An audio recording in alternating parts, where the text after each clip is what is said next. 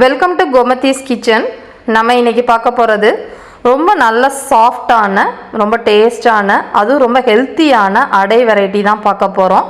இந்த அடை பார்த்திங்க அப்படின்னா அரிசியையும் சுரக்காயோட உள்பகுதி, அதாவது விதை பகுதியை வச்சு நம்ம இந்த அடை செஞ்சுருக்கிறோம்.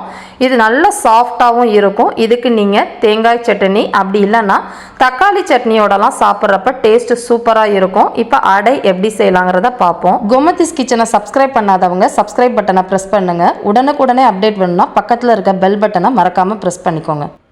இந்த அடை செய்கிறதுக்குன்னு பார்த்தீங்கன்னா சுரக்காய் ரொம்ப முத்தினதாக இருக்கக்கூடாது. இந்த மாதிரி ஒரு மீடியமாக இருக்கிற சுரக்காயை வாங்கிட்டு அதோட மேல் பகுதியையும் கீழ்ப்பகுதியையும் கட் பண்ணி எடுத்துட்டு அதோட தோலை சீவிக்கலாம். இப்போ சுரக்காயை பொறுத்த வரைக்கும் நம்ம தோலை வச்சு நம்ம ஒரு துவையல் செய்யலாம். அதை நான் அடுத்த வீடியோவில் உங்களுக்கு நான் போஸ்ட் பண்ணுறேன். அதே மாதிரி காயை வச்சு நம்ம கூட்டு, பொரியல், சாம்பார்லாம் செய்யலாம். அதுவும் நல்லாயிருக்கும். இந்த மாதிரி உள்பகுதி விதையையும் நம்ம வச்சு சாப்பிட்டோம் அப்படின்னா ரொம்ப டேஸ்ட்டாகவும் இருக்கும், உடம்புக்கும் ரொம்ப நல்லது. இப்போ பார்த்தீங்கன்னா விதை இந்த மாதிரி இளம் விதையாக இருக்கணும், அதாவது நசுங்கிற மாதிரி இருக்கணும். முத்தின மாதிரி இருந்துச்சு அப்படின்னா நம்ம அடை செய்ய முடியாது.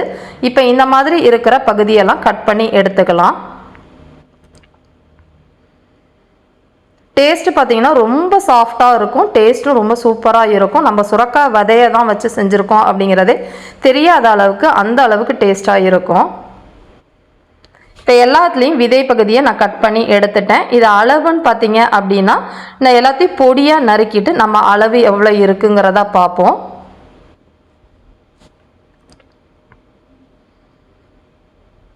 இது அளவுக்குன்னு பார்த்தீங்கன்னா 1 கப் அளவுக்கு இந்த சைஸில் கட் பண்ண சுரக்காய் விதை பகுதி நான் இன்னைக்கு எடுத்துருக்கிறேன். இதுக்கு பார்த்தீங்கன்னா 1 கப் அளவுள்ள இட்லி அரிசியை நம்ம ஒரு 2 மணி நேரம் ஊற வச்சுக்கலாம். இதை நல்லா 2 தடவை அலம்பிட்டு இப்போ ஊற வச்சுருக்கிறேன். ஊற வச்சதுக்கு அப்புறமா என்ன சாமான்கள்லாம் போட்டு அரைக்கலாங்கிறத பார்ப்போம். இப்போ நல்லா 2 மணி நேரம் ஊறிடுச்சு அரிசி. இப்போ இதை நல்லா வடிகட்டிட்டு ஜாரில் போட்டுக்கலாம். நீங்கள் காலையில் நீங்கள் சுரக்காயை வச்சு காய் பண்ணதை நைட்டு நீங்கள் இந்த அடை வச்சு கூட சாப்பிடலாம். இதுக்கு 1 கப் ஊறினதுக்கு 1 கப் அளவுள்ள விதை பகுதி சுரக்காயை சேர்த்துருக்கிறேன். 1/2 டேபிள் ஸ்பூன் அளவுக்கு சோம்பு சேர்த்துக்கோங்க. காரத்துக்கு ஒரு 5 பச்சை மிளகாய், கொஞ்சமாக கருவேப்பிலையும் சேர்த்துக்கிட்டோன்னா நல்ல மணமாக இருக்கும். கூடவே ஒரே ஒரு வரமிளகாவும் ஒரு சின்ன இந்த சைஸு இஞ்சி எடுத்துக்கலாம். 1/2 டேபிள் ஸ்பூன் பொடியாக நறுக்கின இஞ்சி சேர்த்துக்கோங்க. நல்லா இந்த அளவுக்கு கொரப்பாக, ரொம்ப தண்ணியாக அரைச்சிடக்கூடாது. அடையை பொறுத்த வரைக்கும் கொஞ்சம் திக்காக இருந்தால் தான் அடை ஊற்றுறதுக்கு அடை மாதிரி இருக்கும். இதுக்கு தேவையான அளவு உப்பு, அதாவது 3/4 டேபிள் ஸ்பூன் அளவுக்கு பொடி உப்பு சேர்த்துருக்கிறேன்.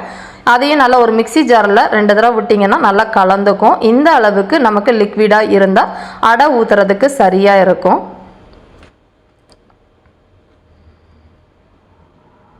இதில் 1/2 கப் அளவுள்ள பொடியாக நறுக்கின சின்ன வெங்காயம் நான் சேர்த்துருக்கிறேன். இன்றைக்கி இந்த மாதிரி நசுக்கி சேர்த்துக்கிட்டோம் அப்படின்னா நல்லா உதிர்ந்து வரும் வெங்காயம்.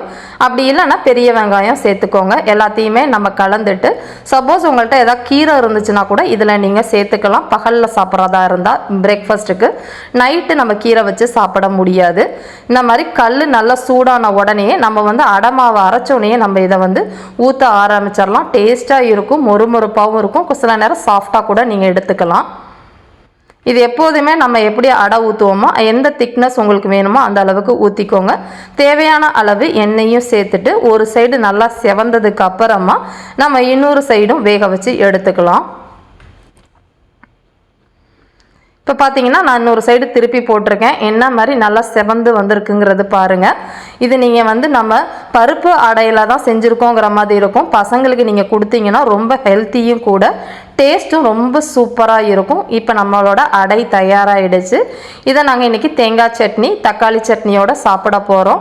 இது 2 எப்படி செய்யணுங்கிற வீடியோவோட லிங்க் நான் டிஸ்கிரிப்ஷன் பாக்ஸில் கொடுக்குறேன். இந்த மாதிரியான ஒரு சாஃப்டான அடையை செஞ்சு பார்த்துட்டு எப்படி இருக்குங்கிறத கமெண்ட் பண்ணுங்கள். வீடியோ பிடிச்சிருந்துச்சு அப்படின்னா லைக் பண்ணுங்கள், ஷேர் பண்ணுங்கள். மறக்காமல் சேனலை சப்ஸ்கிரைப் பண்ணி வச்சுக்கோங்க. தேங்க்ஸ் ஃபார் வாட்சிங்.